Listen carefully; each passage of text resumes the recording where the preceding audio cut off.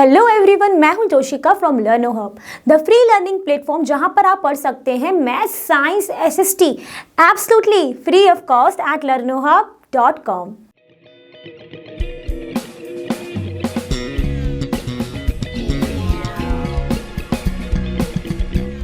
तो बच्चों, आज हम डिस्कस करेंगे एनसीईआरटी सॉल्यूशन क्लास 9th के एक न्यू चैप्टर जिसका नेम है वर्क एंड एनर्जी।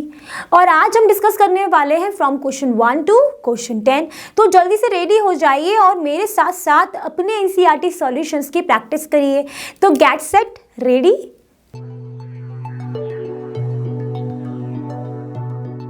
तो बच्चों, आज के सेशन का पहला क्वेश्चन आपकी स्क्रीन पर आ चुका है जिसमें बोला गया है look at the activities listed below, reason out whether और not work is done in the light of your understanding of the term work. ठीक है, यहाँ पर एक्टिविटी दी गई है जिसमें आपको बताना है कि वर्क अगर आपकी अंडरस्टैंडिंग के अकॉर्डिंग वहां पर हुआ है तो क्यों हुआ है, और नहीं हुआ है तो क्यों हुआ है। This is the question. अब यहाँ पर इस एक्टिविटी को सॉल्व करने से पहले आपको पता होना चाहिए कि वर्क एक्चुअली में क्या पढ़ा है आपने चैप्टर के अंदर। ठीक है, तो आप कहोगे मैम हमने पढ़ा हुआ है, बिल्कुल पढ़ा हुआ है, लेकिन मेरा यहाँ पे काम है आपको थोड़ा सा रिकॉल कराना। तो रिकॉल कराने के लिए ये रखा है वर्क। तो यहाँ पर वर्क हम तब कहते हैं कि वर्क हुआ है जब वहाँ पर फोर्स अप्लाई हो और डिस्प्लेसमेंट हो। यही पढ़ा है ना। तो पहली कंडीशन क्या होती है कि फोर्स एक्ट करना चाहिए बॉडी के ऊपर, और दूसरी कंडीशन क्या होती है कि डिस्प्लेसमेंट होना चाहिए। अब चाहे वो डिस्प्लेसमेंट फोर्स के सेम डायरेक्शन में हो या फिर अपोजिट डायरेक्शन में हो, बट यहाँ पर डिस्प्लेसमेंट होना बहुत ज़रूरी है। ठीक है, अब देखते हैं पहली एक्टिविटी। तो पहली एक्टिविटी में क्या बोला है कि Suma is swimming in a pond. कोई पर्सन है जिसका नाम है सुमा, वो स्विमिंग कर रहा है पॉन्ड के अंदर। तो यहाँ पर जब वो पॉन्ड में स्विमिंग करने जाएगा तो वो फोर्स कहाँ पर लगा रहा होगा, ये अप्लाई करेगा फोर्स। किस लिए अप्लाई करेगा, to push the water backward. ठीक है, जब ये फोर्स ये अप्लाई करेगा, किस लिए कर रहा है उसने, वाटर को बैकवर्ड करने के लिए, तो वो उसकी जो डिस्प्लेसमेंट है वो आगे की तरफ मूव करेगा। तो यहाँ पर डिस्प्लेसमेंट भी हो रहा है एंड फोर्स भी लग रहा है। इसका मतलब यहाँ पर वर्क हुआ है। ठीक है, वर्क यहाँ पर हुआ है। आपको समझ में आ ही गया होगा, दोनों कंडीशन सेटिस्फाई हुई। फोर्स लगाया to push the water backward, और जब उसने फोर्स अप्लाई किया तब वो फॉरवर्ड डायरेक्शन में क्या करेगा, मूव करेगा। तो यहाँ पर वर्क हुआ है। तो यहाँ पर हमने समझ लिया कि वर्क तो हो गया है पहली एक्टिविटी के अकॉर्डिंग। अब बात करते हैं दूसरी एक्टिविटी की। दूसरी एक्टिविटी में क्या बोला है, अ donkey is carrying a load on it's back. कोई डोंकी है, उसने अपने बैक पर एक लोड रखा हुआ है। ठीक है, मान लेते हैं, मैं ऐसे ही बना देती हूँ कुछ भी, इसके बैक पर एक लोड रखा हुआ है। उसने कुछ नहीं बोला कि वो मूव कर रहा है, क्या कर रहा है। अब यहाँ पर फोर्स तो अप्लाई हो रहा है। क्यों हो रहा है, क्योंकि अगर क्या हो रहा है, जब उसने कुछ भी बैक पे रखा है तो वहां से फोर्स तो अप्लाई होगा ही। तो फोर्स किस डायरेक्शन में अप्लाई होगा जब डोंकी लोड रखेगा, देखो तो बिल्कुल किस में होगा, अपवर्ड डायरेक्शन में हो रहा है। क्या है अपवर्ड डायरेक्शन में, हमारा फोर्स। ठीक है, अब यहाँ पर जो डिस्प्लेसमेंट होगा डोंगी का, वो कहाँ हो सकता है, देखो फोर्स हो रहा है किस डायरेक्शन में, ऊपर की तरफ। अब डिस्प्लेसमेंट जब करेगा तो या तो वो फॉरवर्ड डायरेक्शन में करेगा या तो वो बैकवर्ड डायरेक्शन में करेगा, यही होगा। हमें नहीं बताया ना वो किस तरफ जा रहा है। तो फोर्स तो वो ऊपर अप्लाई कर रहा है। अब या तो मैं इस लोड को लेके आगे चलूंगी या मैं पीछे चलूंगी, यही पॉसिबल है। जब ऐसा में होगा तब यहाँ पर ये फोर्स एंड ये जो डिस्प्लेसमेंट हो रहा है, इन दोनों के बीच में कौन सा एंगल बन रहा है, परपेंडिकुलर, दैट मीन्स 90 डिग्री। और हमने बहुत अच्छे से पढ़ाई कि जो वर्क होता है वो क्या होता है, एफ एस कॉस थीटा। जब एफ एस कॉस थीटा है तो एफ एस थीटा क्या है यहाँ पर 90। तो हमारा पूरा वर्क डन क्या हो गया, 0 हो गया। और ये कंडीशन हमने इस चैप्टर के अंदर भी पढ़ी है कि जब भी फोर्स और डिस्प्लेसमेंट के बीच में परपेंडिकुलर हो, 90 डिग्री एंगल हो, तो वहाँ पर जो वर्क डन है वो हमारा क्या हो जाता है, 0 हो जाता है। इसका मतलब 1 और 2 दो एक्टिविटी तो हमने सॉल्व कर ली। अब देखते हैं थर्ड में क्या बोला है, a wind mill is lifting water from a well. अब ये जो विंड मिल है ये वाटर को वेल से ले रही है। अब विंड मिल जब लेगी भी, जब विंडमिल यहाँ लगी और ये वाटर क्या करेगी, ऊपर की तरफ आएगा ना, वेल में से ऊपर ही तो आएगा। ठीक है, फोर्स भी कहाँ लगाएंगे, अगर हम विंडमिल भी समझ लेते हैं, हम चलो एक रोप समझ लेते हैं, रोप से हम फोर्स कहाँ लगाएंगे, ऊपर की तरफ। ठीक है, और पानी भी कहाँ आएगा, ऊपर की तरफ। मतलब यहाँ पर जो फोर्स भी हमने अप्लाई किया है वो किस डायरेक्शन में है, इस कंडीशन में फोर्स हमारा है अपवर्ड डायरेक्शन में, ऊपर की तरफ। तो विंडमिल जो कर रहा है और डिस्प्लेसमेंट जो हो रहा है वाटर का वो भी कहाँ है, अपवर्ड की तरफ। ठीक है, अब यहाँ पे डिस्प्लेसमेंट भी है, फोर्स भी है, इसका मतलब वर्क की दोनों कंडीशन सेटिस्फाई भी है। तो यहाँ पर वर्क तो हो रहा है, वर्क तो ये कर रहा है, work is done by this. Okay, windmill कर रही है वर्क। अब यहाँ पर हम ये भी बोल सकते हैं कि दोनों की अगर डायरेक्शन सेम है, जहाँ पर फोर्स अप्लाई कर रहे हैं वहीं पर ही डिस्प्लेसमेंट हो रहा है, तो हमने पढ़ा हुआ है कि उसको हम कह देते हैं पॉजिटिव वर्क डन। क्यों कह दिया, क्योंकि फोर्स एंड डिस्प्लेसमेंट की डायरेक्शन जो है वो सेम है। बात हुई क्लियर यहाँ तक। अब देखते हैं फोर्थ पार्ट जिसमें बोला गया है a green plant is carrying out photosynthesis. अब आप ये बताओ, जब कोई भी प्लांट, ग्रीन प्लांट अगर फोटोसिंथेसिस करेगा तो क्या वहां पर कोई फोर्स लग रहा है मूव करने के लिए, या डिस्प्लेसमेंट हो रहा है, नहीं हो रहा है। तो आप कहोगे मैम ऐसा तो कुछ नहीं हो रहा है, वहां पे तो केमिकल रिएक्शंस होती है, हमको नहीं पता और कुछ नहीं हो रहा है, यही कहोगे ना। तो यहाँ पर ना तो यहाँ पर फोर्स है ना यहाँ पर डिस्प्लेसमेंट है। इस कंडीशन में जब दोनों ही चीजें नहीं है तो क्या वर्क डन होगा, नहीं होगा। तो हम बोल देंगे वर्क डन भी नहीं है। बात हो गई होगी क्लियर। अब देखते हैं फिफ्थ पार्ट जिसमें बोला गया है an engine is pulling a train. Engine train को पुल कर रहा है, यही बोला गया है, पुश तो नहीं बोला है। तो ये जो इंजन है, अगर कोई भी, अगर मान लेते हैं कि ये इंजन है, ठीक है, ये मेरा हाथ जो है वो ट्रेन है, ठीक है। फॉर एग्जाम्पल अज्यूम कर सकते हो, इमेजिन कर सकते हो, इमेजिनेशन में तो बहुत पावर होती है ना, कुछ भी इमेजिन कर सकते हैं। तो हम मान लेते हैं ये जो पेन है ये हमारा क्या है, ये हमारा इंजन है, ये जो है ट्रेन है। अगर ये इसको पुल कर रहा है, मतलब ये फोर्स लगा रहा है फॉरवर्ड डायरेक्शन में, तो मेरा जो हैंड है जो ट्रेन की तरह बिहेव करेगा वो भी आगे की तरफ डिस्प्लेस्ड होगा। बात हो रही है। तो इसमें भी जो फोर्स है वो हमारा कहाँ है, फॉरवर्ड डायरेक्शन में है, और जो हमारा डिस्प्लेसमेंट भी है वो किस डायरेक्शन में है, फॉरवर्ड डायरेक्शन में है। जब दोनों ही चीजें हो रही है, फोर्स और डिस्प्लेसमेंट, इसका मतलब वर्क तो यहाँ पर हो रहा है। आप कह दोगे बिल्कुल मैम वर्क तो वो कर रहा है, इतनी मेहनत कर रहा है, ठीक है। और यहाँ पे दोनों की डायरेक्शन सेम हो जाती है, तो क्या पड़ा, अभी पड़ा पॉजिटिव वर्क डन हो रहा है, ठीक है। तो इसमें भी वर्क डन हो गया। अब देखते हैं हम हमारा नेक्स्ट एक्टिविटी। तो बच्चों नेक्स्ट एक्टिविटी में क्या बोला है, food grains are getting dried in the sun. अब ये बताओ, कोई भी फूड ग्रेन को ड्राई करने में सन में कोई भी फोर्स अप्लाई होगा, नहीं होगा, सिर्फ सन की रेज आ रही होंगी, है ना। कोई डिस्प्लेसमेंट होगा क्या सन की रेज आते ही फूड ग्रेन्स मूव करने लगते हैं, नहीं। तो यहाँ पर ना तो फोर्स लगेगा ना ही डिस्प्लेसमेंट होगा। जब ये दोनों ही नहीं है तो क्या हुआ, वर्क डन भी नहीं है, तो कोई वर्क डन नहीं हुआ है। अब आप कहोगे मैम वो तो सूख गए ना, बिल्कुल सूख गए, लेकिन यहाँ पर हम बात कर रहे हैं फिजिक्स में वर्क डन की, तो कोई वर्क डन नहीं हुआ है। अब बात करते हैं लास्ट एक्टिविटी की जिसमें बोला गया है a sail boat is moving due to wind energy. अब यहाँ पर विंड एनर्जी के कारण जो सेल बोट है वो मूव कर रही है, इसका मतलब जो विंड एनर्जी है वो फोर्स अप्लाई करेगी। फोर्स किस डायरेक्शन में अप्लाई करेगी, अगर कोई भी विंड है और सेल मूव कर रही है मतलब आगे की तरफ ही मूव करेगी, है ना। तो मतलब विंड एनर्जी में जो फोर्स लग रहा है वो फॉरवर्ड डायरेक्शन में लग रहा होगा, और डिस्प्लेसमेंट भी अब मूव कर रहा है तो फॉरवर्ड डायरेक्शन में ही होगा। तो मतलब यहाँ पर भी वर्क डन हुआ है, और कौन सा है, पॉजिटिव है। बात हो गई क्लियर।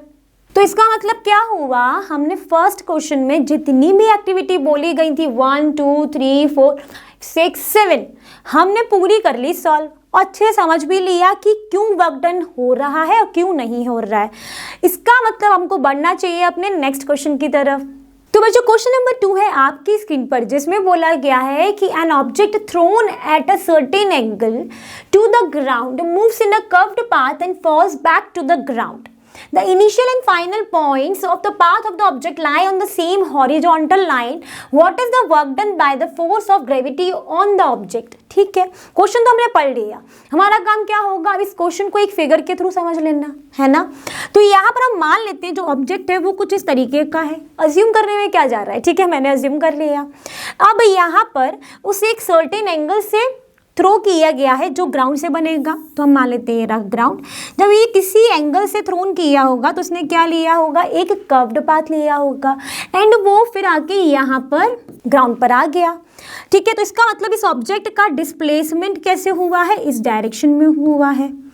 एंड इस ऑब्जेक्ट के ऊपर जो आपका फोर्स लगेगा वो ग्रेविटी के कारण लग रहा होगा नीचे की तरफ, तो फोर्स रहा ये। तो इन दोनों के बीच में जो एंगल है वो क्या बन रहा है, 90 डिग्री, क्योंकि एक दूसरे के ये परपेंडिकुलर है। तो अब हम यहाँ पर लिखेंगे since initial and final points of the path of the object lies in the same horizontal line, therefore displacement occurs in horizontal line. Displacement किस डायरेक्शन में हुआ है, हॉरिजॉन्टल हुआ है। यहाँ पे तुमको फिगर में भी दिख रहा है, देखो डिस्प्लेसमेंट क्या हुआ है, हॉरिजॉन्टल हुआ है। ठीक, अब आप यहाँ पे लिखोगे we know that force of gravity on the object acting कहाँ लगेगा, डाउनवर्ड लगेगा, acting downward, hence force and displacement makes an angle of 90 degree, और आप लिख सकते हो ब्रैकेट में perpendicular to each other, therefore work done equal to, ने पढ़ा हुआ है फॉर्मूला, क्या पढ़ा हुआ है, force into displacement cos theta, here theta is 90, that means cos 90 is 0, therefore work done equal to क्या हो जाएगा, 0 हो जाएगा, क्योंकि थीटा 90 है। कैसे है वो अभी हमने फिगर के थ्रू समझ लिया। इसका मतलब यहाँ पर जो वर्क डन हुआ है तो आप क्या लिखोगे, the work done by the force of gravity on the object is 0। इसका मतलब क्वेश्चन नंबर 2 भी हो गया होगा क्लियर। तो चलते हैं अपने क्वेश्चन नंबर 3 के पास। तो बच्चों क्वेश्चन नंबर 3 है आपकी स्क्रीन पर, जिसमें बोला गया है अ battery lights a bulb, describe the energy changes involved in the process. ठीक है, तो बैटरी क्या कर रही है, बल्ब में लाइट दे रही है। हम बना के देख लेते हैं, हम क्या करते हैं, हम एक बनाते हैं बल्ब, हमने बना लिया बल्ब, एंड इस बल्ब के 2 टर्मिनल्स होते हैं, इनको हम कनेक्ट किससे करेंगे, बैटरी से। ठीक है, ये रही है हमारी बैटरी। अब यहाँ पर आपसे क्या पूछा गया है कि एनर्जी क्या चेंज हो रही है इस प्रोसेस में, वो हमको बताना है। तो बिल्कुल बता देंगे। देखो हमने क्या पढ़ा हुआ है कि बैटरी के अंदर क्या होते हैं, केमिकल्स होते हैं। मतलब यहाँ पर जो केमिकल एनर्जी होती है वो कन्वर्ट किस में होती है, पहले इलेक्ट्रिकल एनर्जी में कन्वर्ट होगी, तभी तो बल्ब लाइट देगा ना। पहले इलेक्ट्रिक करंट फ्लो होगा तभी तो यहाँ पर लाइट आएगी, फिर ये इलेक्ट्रिकल एनर्जी जो है वो कन्वर्ट हो जाती है हमारी लाइट एनर्जी और हीट एनर्जी में। हीट एनर्जी में होती है ना, हमने देखा हुआ है ना कि जब भी हम कोई बल्ब जल रहा हो उसको अगर आप छू के देखोगे लाइट एनर्जी भी होगी, गर्म भी हो रहा होगा, देखा है ना। तो यहाँ पर एनर्जी ट्रांसफॉर्मेशन क्या है इस पूरी प्रोसेस के अंदर, दैट इज जो बैटरी के अंदर जो केमिकल्स हैं वो करेंगे केमिकल एनर्जी को इलेक्ट्रिकल एनर्जी में चेंज, एंड फिर ये इलेक्ट्रिकल एनर्जी आपकी चेंज होगी किस में, लाइट एनर्जी और हीट एनर्जी में। तो आपको पूरा यहाँ पर जो एनर्जी का ट्रांसफॉर्मेशन हो रहा है इस पूरी प्रोसेस में वो ये है, ठीक है। तो आप लिखोगे when a battery lights a bulb the chemical energy changes into the electrical energy and further electrical energy is going to be change in light energy and heat energy. बात हो गई क्लियर। जब बात हो गई है क्लियर तो बढ़ना चाहिए अपने अगले क्वेश्चन की तरफ। तो चलिए बढ़ते हैं अपने नेक्स्ट क्वेश्चन की तरफ। तो बच्चों क्वेश्चन नंबर 4 है आपकी स्क्रीन पर, जिसमें बोला गया है certain force acting on a 20 kg mass changes its velocity from 5 metre per second to 2 metre per second, calculate the work done by the force. अब हमारा क्या काम होगा जो हम हमेशा से करते हैं, दैट इज पहले इस क्वेश्चन को जो कि एक न्यूमेरिकल है उसको हम लिखेंगे हमारे गिवन पोर्शन में। तो गिवन में क्या है हमारे पास, मास कितना दिया गया है 20 kg, ठीक है, हमने लिख दिया m। एंड इसके बाद आपके पास इनिशियल वेलोसिटी और फाइनल वेलोसिटी गिवन है। इनिशियल कौन सी होती है, जहां से वो स्टार्ट हुई है, कहां तक हुई है, वो फाइनल हो जाएगी। तो आप यहां पे लिखोगे initial velocity u equal to 5 metre per second, final velocity 2 metre per second, v equal to 2 metre per second. आपको कैलकुलेट क्या करना है, work done by the force.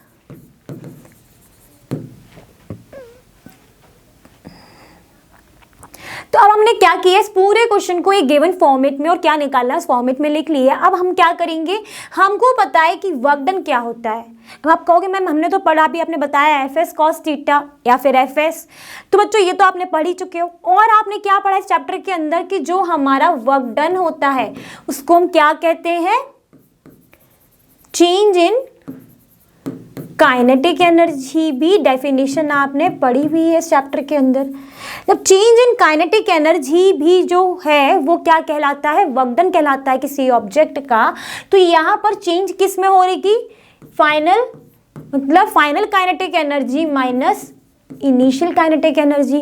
क्यों है, क्योंकि चेंज पूछा है तो फाइनल माइनस इनिशियल कर दिया हमने। अब हमने क्या जानते हैं, हम जानते हैं काइनेटिक एनर्जी का फॉर्मूला, बहुत अच्छे से बहुत बार पढ़ा है, half mv²। This is the formula for kinetic energy, ठीक है। अब अगर बात करें फाइनल काइनेटिक एनर्जी की तो kf का फॉर्मूला क्या हो जाएगा, तो kf का फॉर्मूला होगा हमारा हाफ, मास तो हमारा कांस्टेंट है, क्या चेंज हुई है, वेलोसिटी चेंज हुई है। जब ये फाइनल काइनेटिक एनर्जी है तो वेलोसिटी भी कौन सी आने वाली है, फाइनल आने वाली है ना। और फाइनल वेलोसिटी कौन सी है, ये रही जो हमने v से रिप्रेजेंट की है, तो half mv²।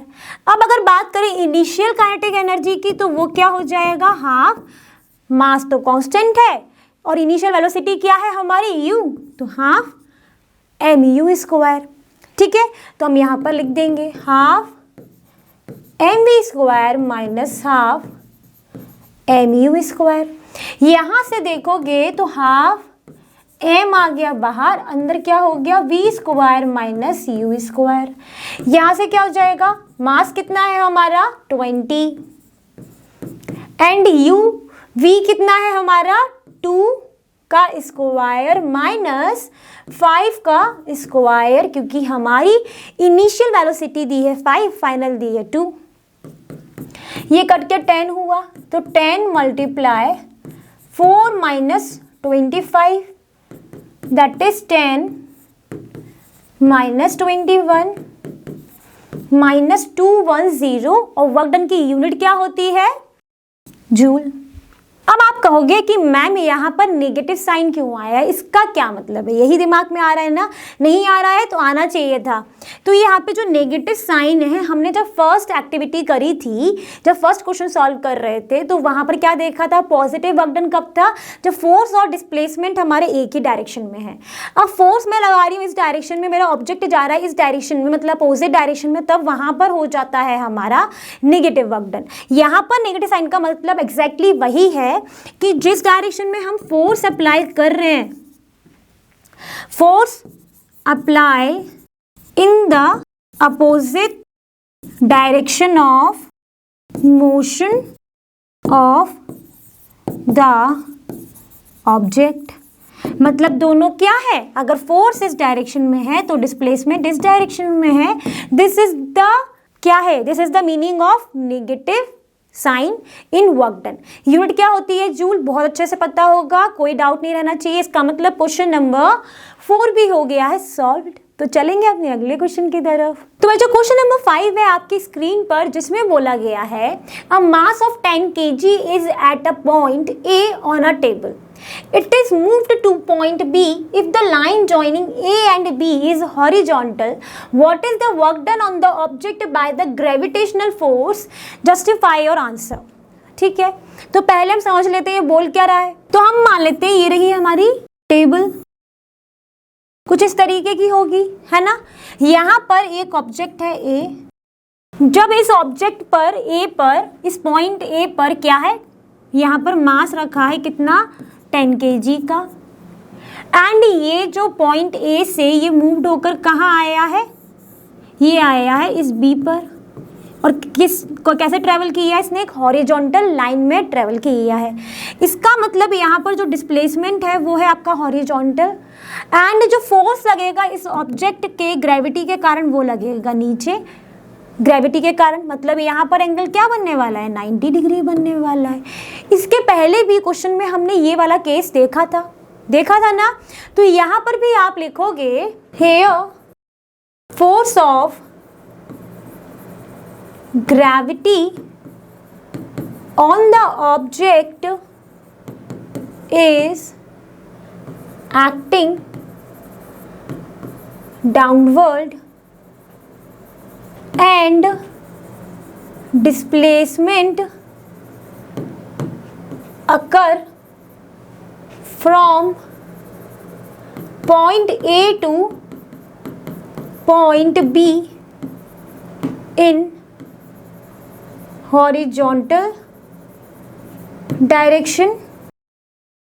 Therefore, force and displacement become perpendicular to each other and makes an angle of 90 degree.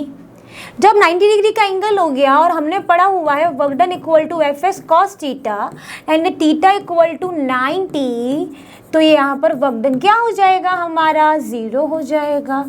तो आप फिर से वही लिख दोगे जो क्वेश्चन में पूछा गया है, that is the work done on the object by the gravitational force is 0।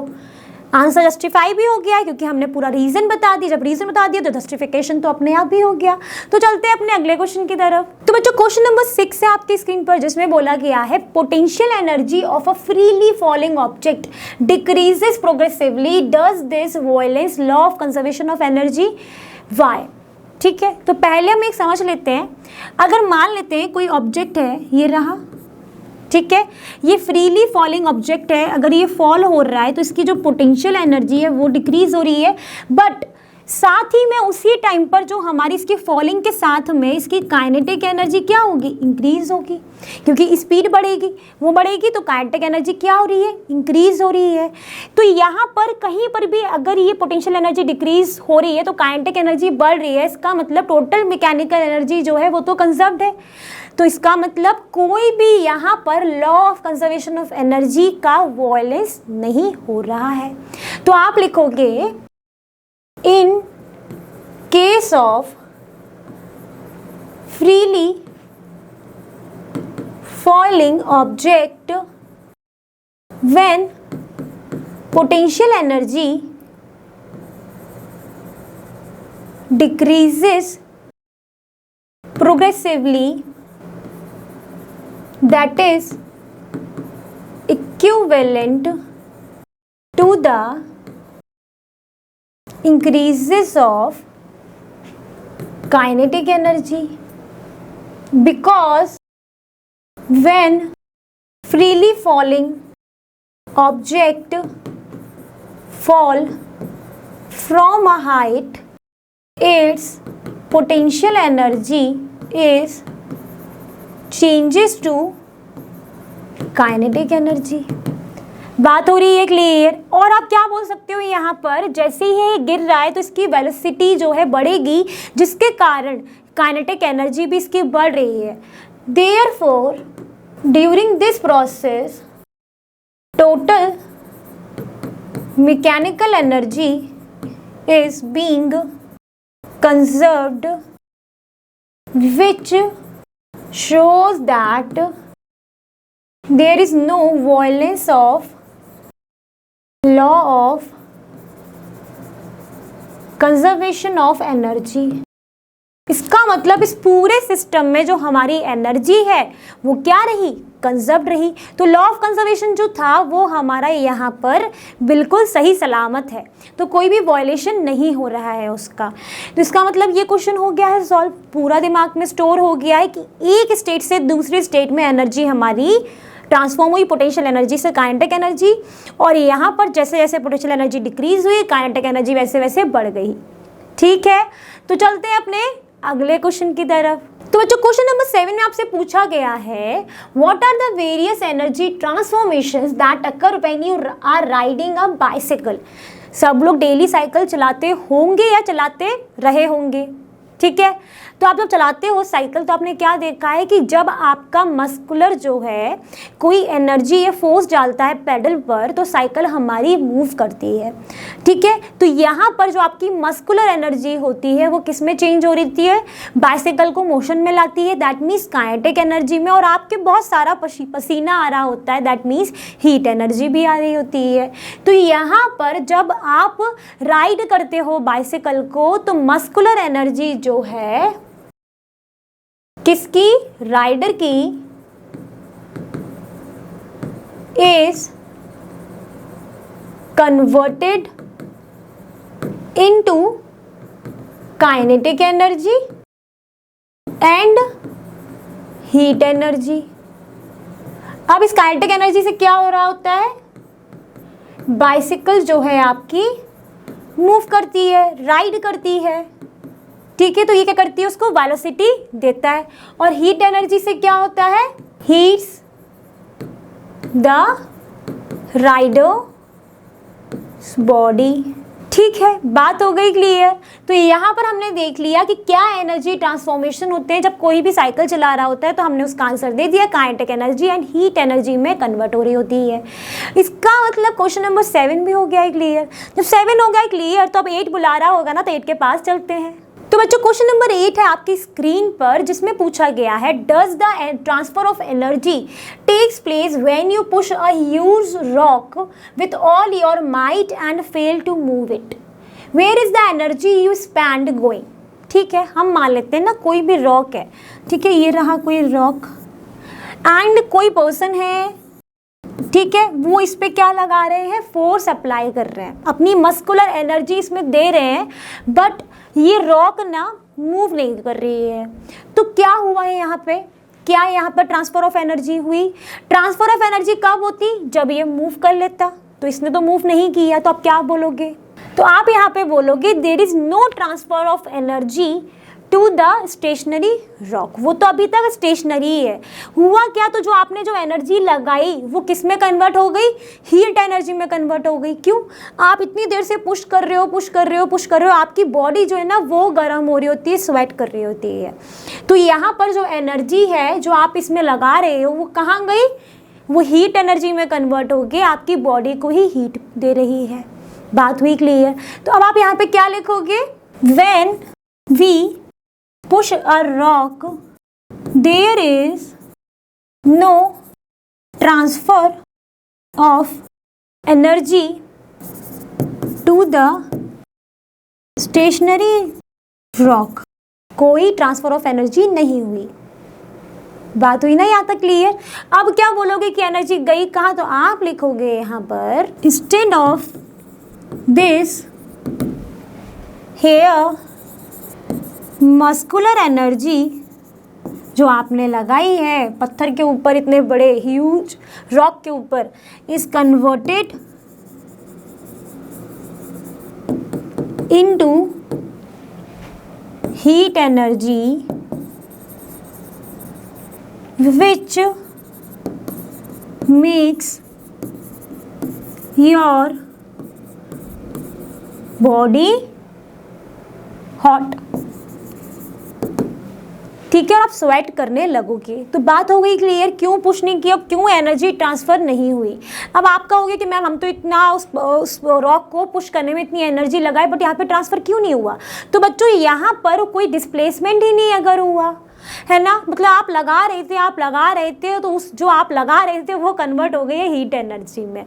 ठीक है, बात हो गई क्लियर। तो चलते हैं अपने अगले क्वेश्चन की तरफ। तो जो क्वेश्चन नंबर 9 है आपकी स्क्रीन पर, जिसमें बोला गया है कि कोई हाउस होल्ड है जिसमें एनर्जी जो कंज्यूम्ड होती है वो होती है 250 units during a month. How much energy is this in joules, मतलब इस यूनिट को हमें किस में कन्वर्ट करना है, जूल में कन्वर्ट करना है। ठीक है, तो हम क्या जानते हैं, हमने बहुत अच्छे से जानते हैं और काफ़ी लोगों ने अगर ध्यान से पढ़ा है ना चैप्टर, तो ये रिलेशन तो पढ़ा ही होगा क्या, कि जो 1 यूनिट होता है वो 1 किलोवाट आवर के बराबर होता है। पढ़ा है ना, पढ़ा है ना, बिल्कुल सही। तो और ये जो 1 किलोवाट आवर जो है, 1 किलोवाट आवर जो है वो 3.6 इंटू 10⁻6 जूल्स के बराबर होता है। ये भी रिलेशन पढ़ा होगा।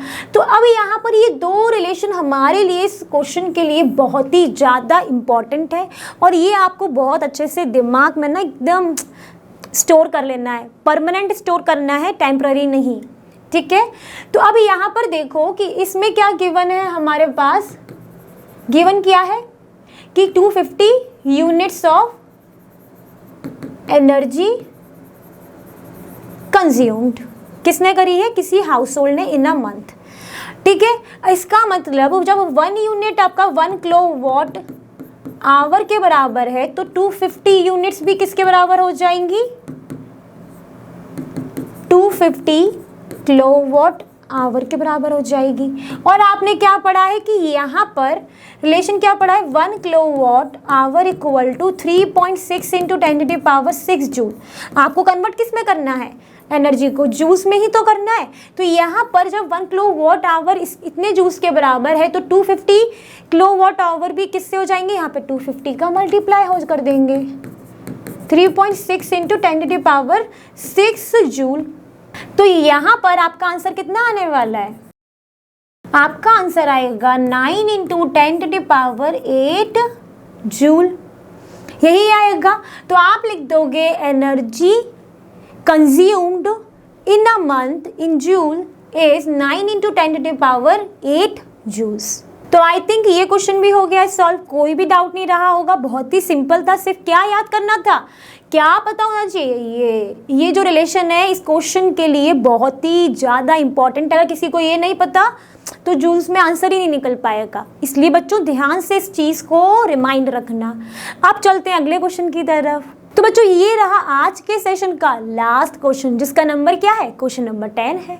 इसमें क्या बोला गया है, an object of mass 40 kg is raised to a height of 5 metre above the ground, what its potential energy. If the object is allowed to fall, find its kinetic energy. It is halfway down. halfway पर निकालनी है आपको क्या, kinetic energy. पहला काम क्या होता है हमेशा न्यूमेरिकल में, गिवन पोर्शन को लिखना। तो गिवन क्या है हमारे पास, mass of an object m equal to 40 kg. What is the height given? Height h equal to 5 metre.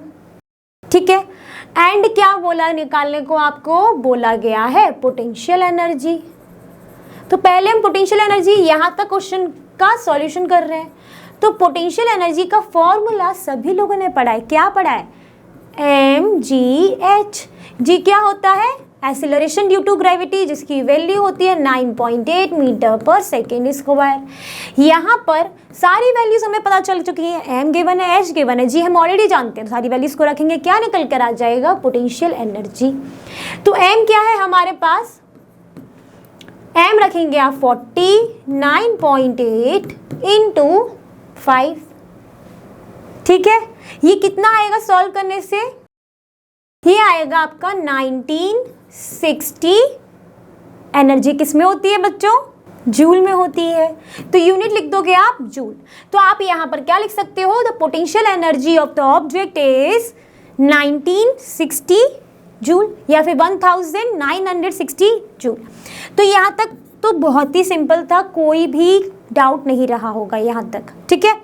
अब क्या बोला गया है, अब अगर इस ऑब्जेक्ट को अगर हम फॉल करते हैं, ये ऑब्जेक्ट को अगर हम फॉल करते हैं तो इसकी काइनेटिक एनर्जी क्या होगी? हाफ वे डाउन में, यही पूछा है। अब आप ये बताओ, जब यहाँ पर जब ये कि कोई भी ऑब्जेक्ट फॉल होता है तो उसकी पोटेंशियल एनर्जी डिक्रीज हो रही होती है प्रोग्रेसिवली, एंड काइनेटिक एनर्जी जो है वो इंक्रीज हो रही होती है। पढ़ा है हमने क्वेश्चन में भी। और तो जब यहाँ पर हाफ वे में आया होगा तो इसकी जो पोटेंशियल एनर्जी है वो भी हाफ हो गई होगी, डिक्रीज हुई होगी। तो जो हमारी पोटेंशियल एनर्जी थी वो क्या हो जाएगी? हाफ हो जाएगी। मतलब जितना डिक्रीज यहाँ पर पोटेंशियल एनर्जी में हुआ होगा, ठीक है। अब यहाँ पर क्या लिखोगे आप? तो आप पहले तो यहाँ पे लिखोगे according to the law of conservation of energy, the total mechanical energy remains constant। यही तो होता है। Therefore, when object fall and it's halfway down, क्या बताया था? पोटेंशियल एनर्जी भी क्या हो जाएगी? हाफ वे डाउन में हाफ हो जाएगी। Then its potential energy equal to half. 1960 थी और अब क्या हो जाएगी? हाफ, दैट मीन्स 980 जूल, यही होगी। तो यहाँ पर पोटेंशियल एनर्जी हाफ हुई और remaining half energy is converted into, किस में कन्वर्ट हो जाएगी? काइनेटिक एनर्जी में। तो जितनी बची होगी डिक्रीज इन पोटेंशियल एनर्जी वो किसके बराबर होगी? काइनेटिक एनर्जी के बराबर होगी। तो आप यहाँ पे लिखोगे hence decrease in potential energy equal to the kinetic energy of the object when it is half way down। कितना हुआ डिक्रीज? पहले कितनी थी? 1960 और अब कितनी हो गई? 980। दैट मीन्स 980 जूल बची है ना। 980 जूल बची है, वो क्या है हमारी? Kinetic energy of the object when it is half way down. Question हो गया सॉल्व। हमने बता दिया जो हमारे क्वेश्चन की डिमांड थी। क्या डिमांड थी? कि इसकी काइनेटिक एनर्जी क्या होगी जब वो हाफ वे डाउन होगा? तो वो होगी आपकी 980 जूल। कंसेप्ट क्या था? कि जब वो फॉल करता है पोटेंशियल एनर्जी डिक्रीज होती है, काइनेटिक एनर्जी बढ़ती है, और जब ये हाफ वे डाउन होगा तो पोटेंशियल एनर्जी यहाँ पर 960 थी पूरी, तो यहाँ पर इसकी हाफ हो जाएगी, ठीक है। बाकी हाफ जो है वो किस में कन्वर्ट हो रही है? आपकी काइनेटिक एनर्जी में कन्वर्ट हो जाएगी। तो 980 हो गया आंसर। यूनिट क्या रही? जूल। इसका मतलब पूरे जितने भी न्यूमेरिकल्स जो हमारे आज के टारगेट थे वो हमने सारे कर लिए अचीव। तो बच्चों आज हमने जितने भी न्यूमेरिकल सॉल्व किए फ्रॉम क्वेश्चन 1 टू क्वेश्चन 10 वो आपने भी किए होंगे मेरे साथ साथ सॉल्व, और आपको नहीं रहा होगा कोई डाउट क्योंकि आपके दिमाग में हो गए होंगे अच्छे से क्लियर। जैसा कि आप जानते ही हैं लर्नोहा फ्री है पर बेस्ट, और यहाँ पर आपको मिलता है math science SST absolutely free of cost eight learnoha.com। Thank you.